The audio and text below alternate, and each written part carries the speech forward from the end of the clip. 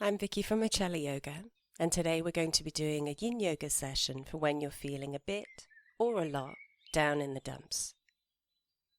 So as we enter the colder months, this can be a time for some to feel sadness, grief, anxiety, depression, feelings of unhappiness ultimately. And this can be related to many things, of course, but one reason may be seasonal. So, for example, a loss of light, of heat, the days are shorter, we're staying inside, it's colder, and this can bring for some a feeling of loss, making you perhaps feel a bit sad or emotional. So what we're going to do today is work in an energetic sense on particular areas of the body, namely the upper body, the neck, the shoulders, the upper back. And according to the principles of traditional Chinese medicine, it's said that if we stimulate these areas, encouraging a smooth, even flow of energy, of qi there, then this may help us with our emotional state if we're feeling down. It's worth a try at least, right? As well as the upper body, we're also going to be working the arms, so the fronts of the arms, the backs of the arms, going into the hands, the front and the back, and also the wrists. As always, I'm obviously not able to see what you're doing, so please do take care and listen to your body in this practice. We want to feel stimulation in particular areas of the body. I'll tell you what those are at the start of each pose. But as this is Yin Yoga, we don't want to be actively pushing, but allowing ourselves to relax into the shapes that we're making. This is a passive practice, where I encourage you to really focus on your experience, feel what's going on in your body, and see if you can be present to it. If you ever feel pain, or if it gets too intense in some way, then try some of the adjustments I've offered, coming to a lesser edge, or coming out completely and going into a neutral position, child's pose or lying down, for example. Please don't think you've failed in some way if you need to do this.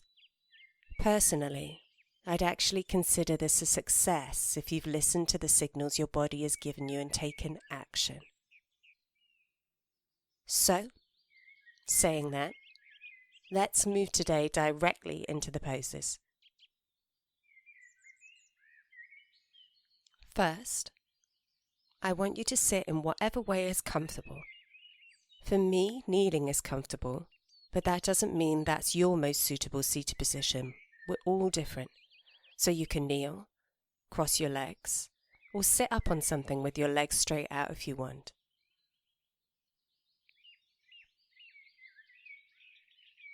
We're going to start with a finger stretch. Please put the hands on the floor, or on your legs if they don't reach the floor, and then turn them round so that the fingers are pointing in the opposite direction, and separate the fingers. Ideally, what we want to feel is a stretch in the palm and the fingers on that side of the hands. So you might feel that you need to raise the palms up a bit to feel that stretch, or perhaps rotate the wrist somewhat and the hands so that the fingers are pointing in a different direction. Bear in mind that we're looking for a finger stretch rather than a wrist stretch to start with. Your hands can be wherever is comfortable for you, by your sides or in front of you, on your legs, as long as you aren't straining and you're able to feel the stretch. Not too much, but not too little either. The right amount that you can stay in without being in pain, definitely without being in pain, but definitely feeling a stimulation. For around 2 minutes now.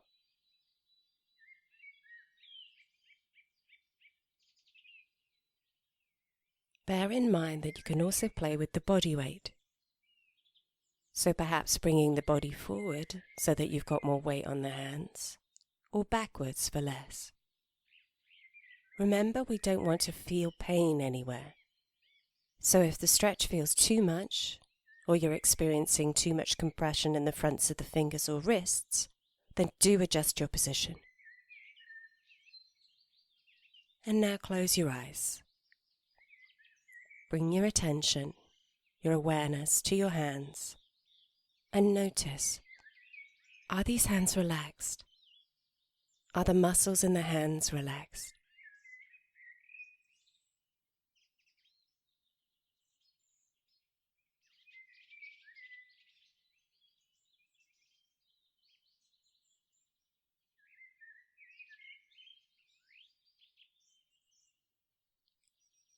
If you feel that you're tensing the muscles, if you feel like you're holding them, then you might want to change the position of the hands, the position of the fingers.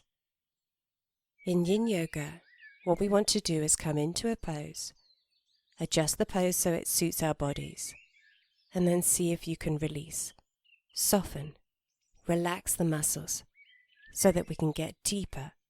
We can get past the muscles into the deep connective tissue of the body.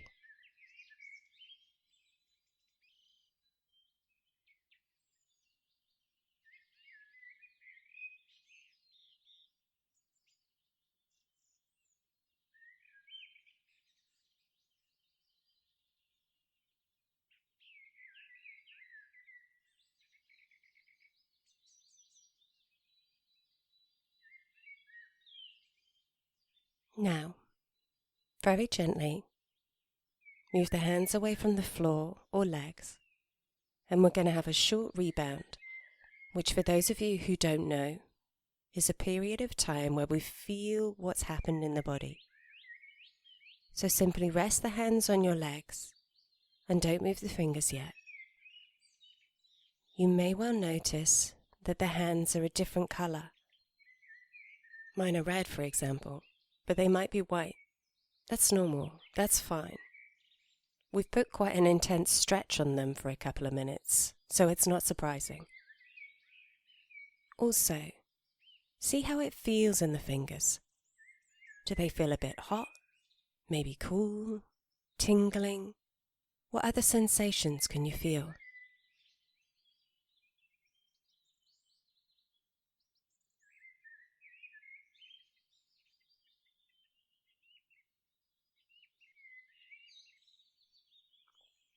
So now I want to go directly into a wrist stretch. So just wiggle the fingers a bit beforehand if you want to, that's fine. We're going to move them a bit more in a few minutes. Here, you can change your seat if you want to, that's fine. And we're going to start with the same position of the hands.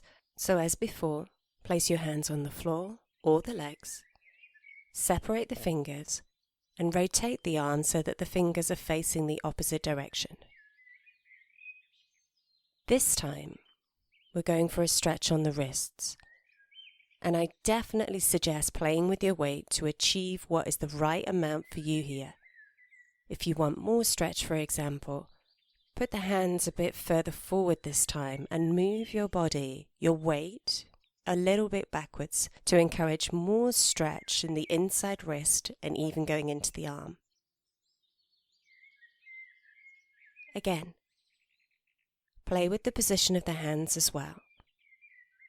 Then once more, allow yourself to relax into the pose, and we'll stay for 2 minutes, closing the eyes, noticing how those wrists feel.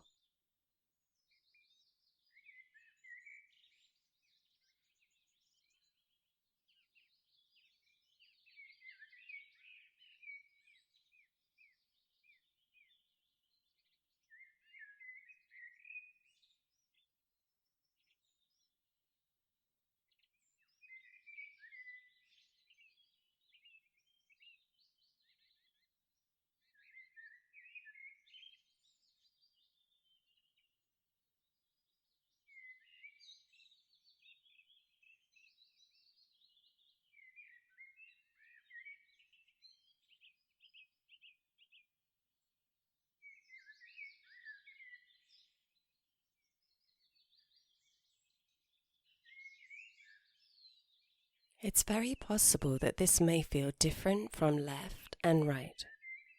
This is often the case.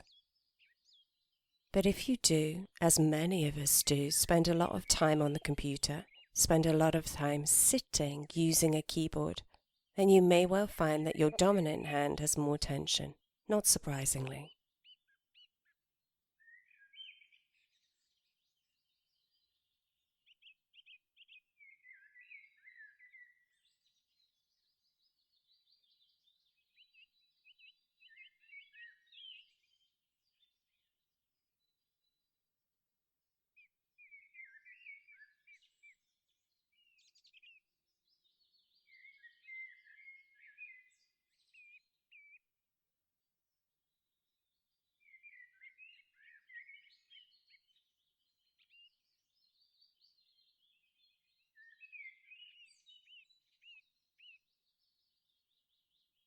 Okay, so let's bring the hands up and again, rest them.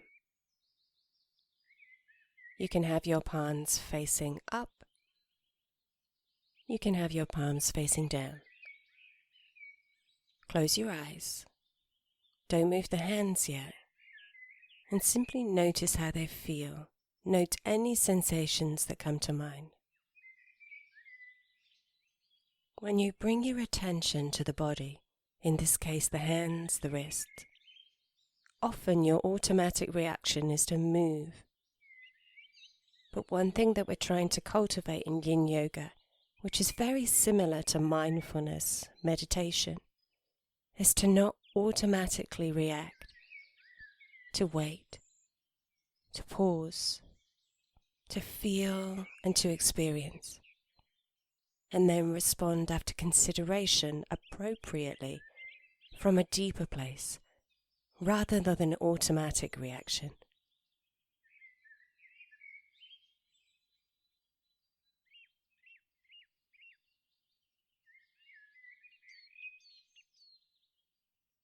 Now we're going to make very small movements with the fingers as a counterpose. They may very well be feeling fragile, feeling tender. We've been stressing the deep connective tissue of the body, and when you do that, quite often you feel the effect immediately. Unlike with muscle, which happens later on, 24 hours, 48 hours. So now start making these finger movements bigger and bigger. Making fists perhaps, and opening up the fingers. Now stretch the arms out in front of you, with the hands in fists. Then flex and extend the wrists, so basically like you're on a chopper, a Harley Davidson, because we're all on Harleys all the time, right? Then you can also circle the wrists one way, and circle them the other way as well. Deep connective tissue, by the way, for anybody who doesn't know what I'm talking about, covers so many parts of the body, as it's basically tissue that connects. So for example, the tissue in and around the joints, the ligaments, the tendons, the fascia of the body, which is a massive spiderweb of tissue that connects, binds, supports organs, muscles, everything within the body actually. And this is what we're stressing in Yin Yoga. Less so the muscle.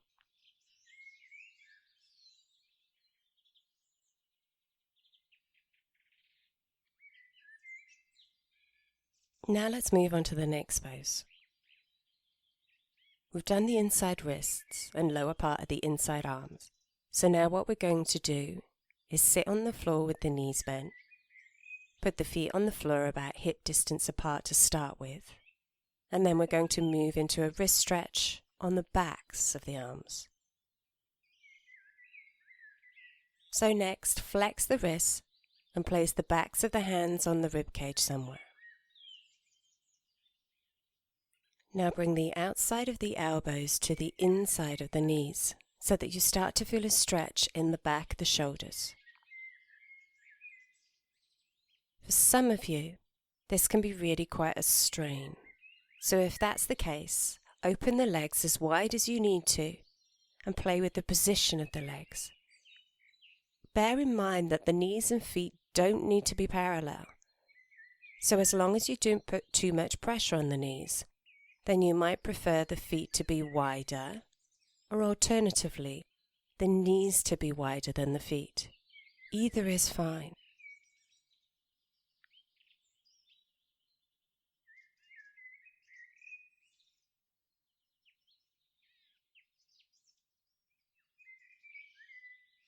Our target area here is the backs of the shoulders, the backs of the arms, and the backs of the wrists. 1, 2, or all of these areas. And what we're doing with the legs is actually making them a little bit more active, a little bit yang. Putting a little bit of pressure by pushing against the elbows, just a bit, so that it's giving some stretch on the backs of the arms and the backs of the shoulders. We want our target area or areas to be passive, but sometimes it can be useful to use another part of the body, the legs in this instance, to increase the stress in the target area.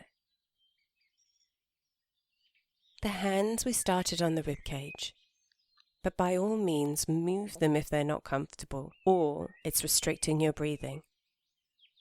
You can bring them more towards the back if there's too much stretch on the wrist, for example, or you're pressing into the lungs, or moving them up or down your sides. As long as we've got the stretch in that target area or areas, then it doesn't matter where the hands are. Play with the possibilities, find where you're getting the best stretch, and we'll be here for another minute or so.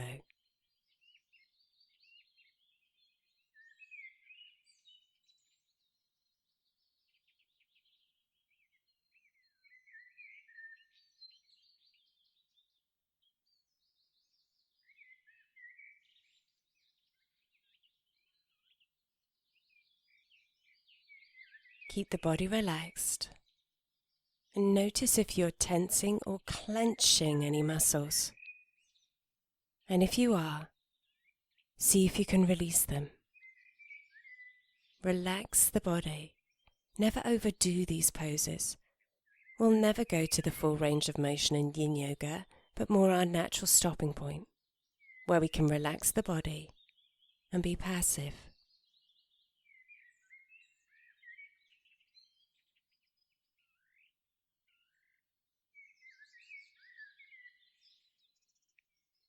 Alright, so then let's move out of this pose. Slowly, let those arms come out of the legs and move into whatever seated position is comfortable for you. A neutral position, without moving, yet enjoying the rebound or the resonance, where you can notice the areas that you've stretched and see what the effects are. I'll be silent for around a minute here. Just notice those sensations.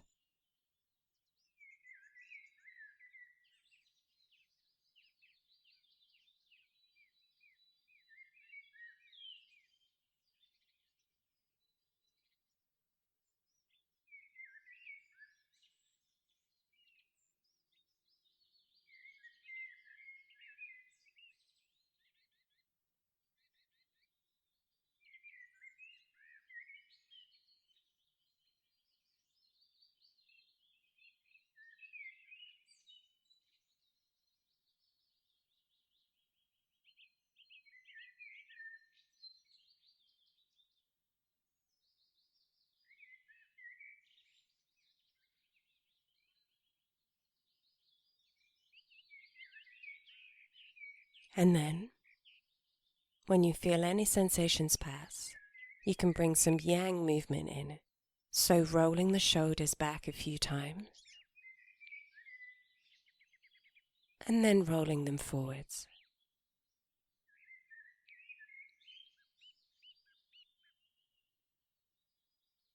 Perhaps you might want to stretch your arms out, maybe drop to one side, and feel the stretch on the side of the body, and then dropping to the other side as well. Something that can be nice is bringing the hands together at the back and then bringing them up a bit. So we're opening the chest and the shoulder blades are coming closer together. Perhaps you might even want to fold forward a bit. Doesn't matter how far you fold. Perhaps bringing the hands up a little bit more, using the muscles, yang activity.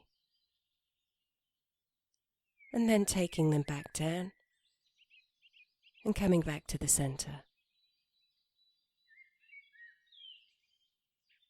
The last pose that we're going to do today is Anahatasana, melting heart. I'm going to give you two different options of doing this. One is the standard form of the pose on the floor, and the other using the wall, either standing or sitting. So you choose if you prefer to stay where you are on the floor, or if you'd like to move to the wall. I'll start by giving you the standard floor version. So for this, we start on hands and knees, perhaps moving a little bit further back on the mat. Now keeping the hips in the air, the legs can do whatever's comfortable. Walk the hands forward and let the chest drop down. Do keep the hips in the air. What we're looking for here is an opening in the chest and a stretch on the inside of the arms.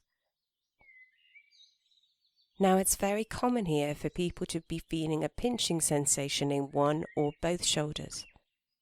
If that's the case, then first of all you can try opening the arms wider, as wide as you need to, or perhaps opening one arm out, bending the other arm, and maybe resting your head on that arm.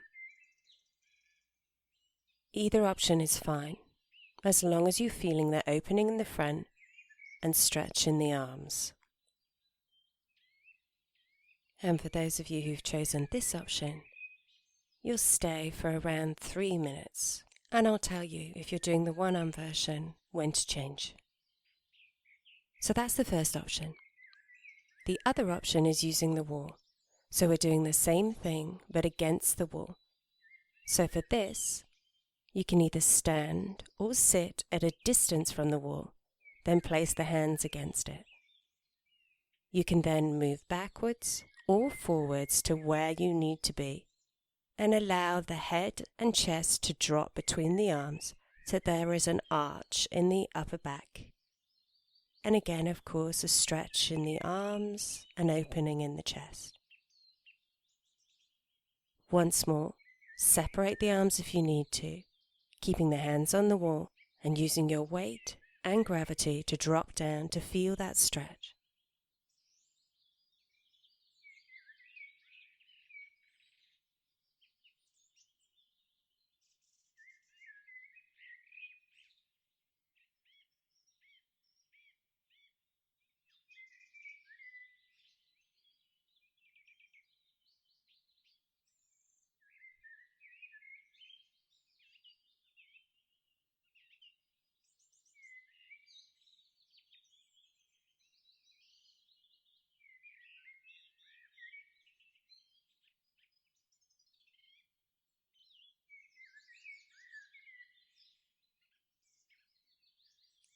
For those of you who are doing the one-armed Anahatasana on the floor, then you can now switch arms and rest your head on the opposite bent arm.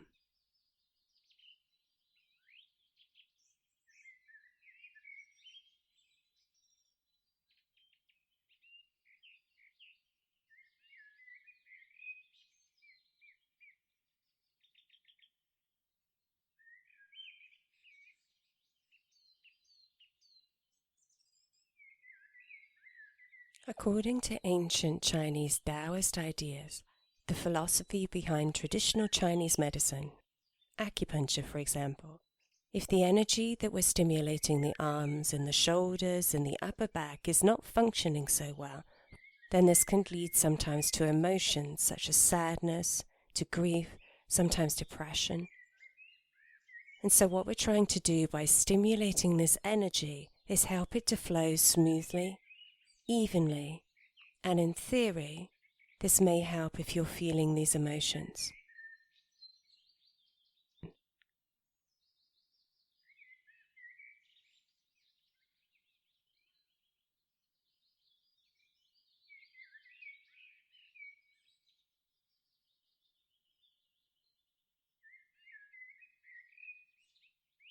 So if you're in Anahatasana on the floor, either one or two-armed, then please make your way slowly into a seated position, a neutral pose for a final rebound. Notice how the arms feel, front and back shoulders, chest.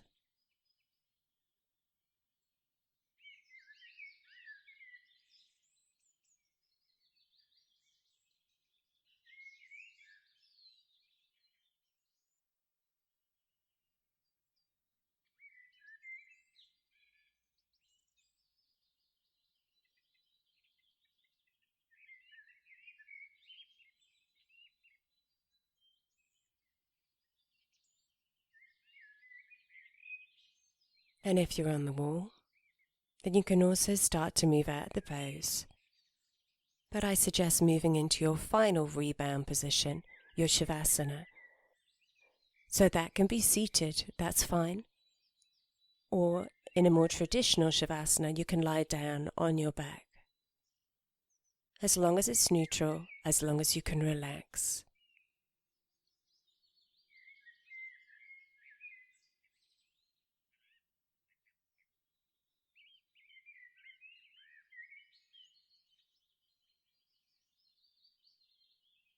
Just notice, for everybody, what's going on in these areas. How do they feel? And if you haven't yet moved into your Shavasana, then please make your way now.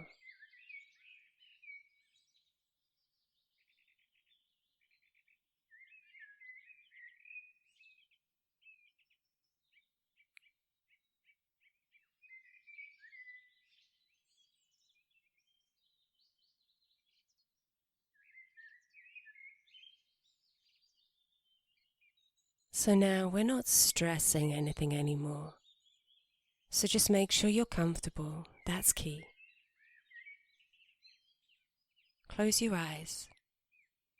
And whatever position you're in, feel that contact with the floor, with the mat, or on the blanket, the carpet, or whatever you're on. Feel the connection. Notice where the body touches the floor, which parts of the body touch the floor, and see perhaps if you can feel or imagine that there's no border between you and the floor, like you're melting into the ground, and that you and the ground are in fact not separate.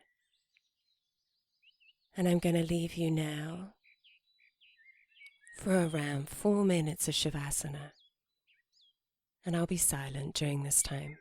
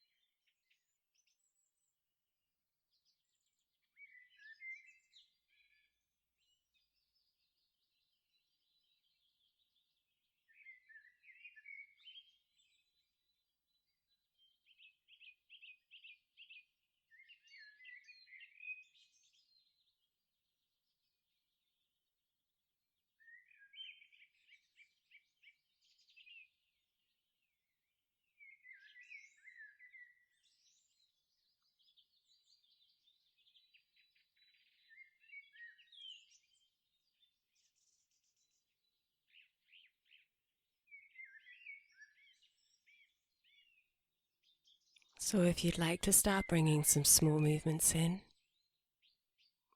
moving the fingers, moving the toes, stretching the body, perhaps bending the knees, not rushing, gradually, in your own way. Make your way up to a seated position if you're not sitting already. I'll give you some moments to do this, so don't rush.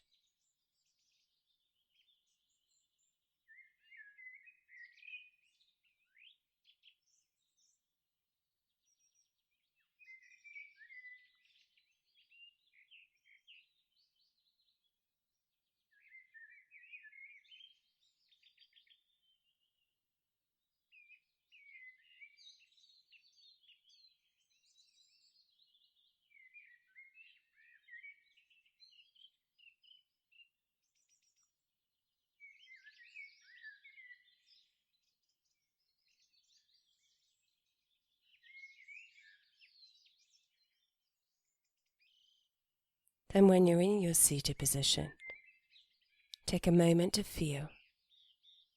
See if you feel any different, or maybe you feel the same. Just notice that.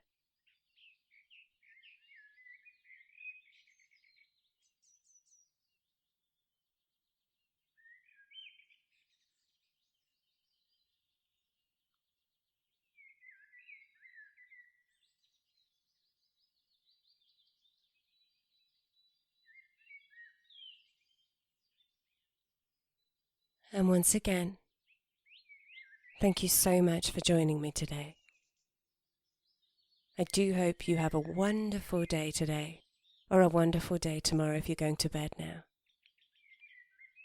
And please, if you want to find out any more about me and my offerings, including online Yin Yoga workshops, where you can really dive into your experience, then do check out my website, uchelayoga.com. That's UCELE.com. Thanks again, dear friends. Namaste.